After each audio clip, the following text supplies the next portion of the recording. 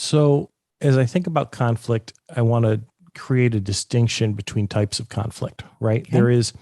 There is such thing as healthy conflict. Yep. And we want to promote and encourage healthy conflict in the organization. So those are things like, as I was talking about, with greater trust, you're able to engage in healthier conflict. So that could be, holding another person on the team accountable to what they promised, right? Right. And them holding you accountable, challenging the idea, okay, that they Yep. put on, and not, it's one thing to attack a person, another thing to attack an idea. I'm talking about challenging ideas so that we get to the best possible answer. Feeling like you can say your piece and say your mind without penalty. So that's healthy conflict. And what we want to do is we want to promote that. The behaviors you're discussing, the unhealthy conflict, there are different personality types, right? If you think about it, we often say, believe that there are three kind of, conflict styles. There's move against, move toward, and move away.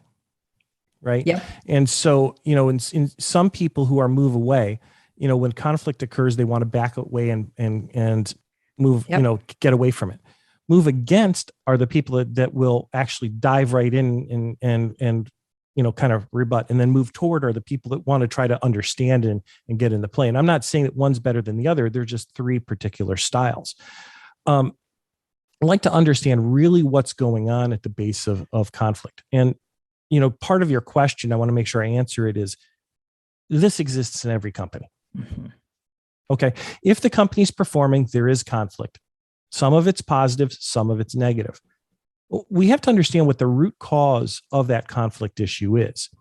If it's truly a competitive thing and it's just maybe a negative approach to holding each other accountable, then what we want to do is sit down and train on how to do that in a more positive manner, how to build trust in the process of conflict as opposed to breaking it, right? Because there's a right and a wrong way for me to hold you accountable, right? Yep. There's, if I'm attacking you, that's one thing. If on the other hand, I'm challenging you, that's another, right?